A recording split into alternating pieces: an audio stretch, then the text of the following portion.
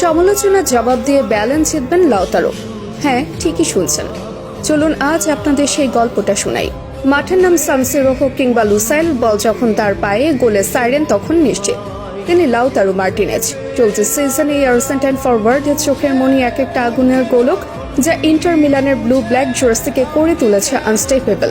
নিন্দুকদের বুক জ্বালিয়ে দেওয়া সেই আগুনের শিখা এখন বিশ্ব ফুটবলের সবচেয়ে বড় মঞ্চে রাজত্ব করার রসদ যোগাচ্ছে। বেশিদিন আগের কথা নয়, যখন লাউতারো নিজেকে বর্তমান বিশ্বের টপ 5 ফরওয়ার্ডদের একজন বলে দাবি করেছিলেন, তখন ফুটবল পাড়ায় হাসাহাসি কম হয়নি। হিটার্সরা তার উপর চালিয়েছিল ক্রিটিসিজমের স্টিম রোলার। কিন্তু 2024 কোপা আমেরিকার গোল্ডেন বুট জয়ী এই ফুটবলার জানতেন কথার লড়াইয়ের সময় নষ্ট না করে জবাবটা দিতে হবে গোলপোস্টের চালে। আর আজ সেই এল তোরোর হুঙ্কারে থরথর করে কাঁপছে ইতালিয়ান সিরিয়া। কেন লাউতারো ব্যালন ডি'অরের রেসে এখন ফ্রন্ট রানার? ডিকোড করা যাক সেই জাদুকরী কারণগুলো।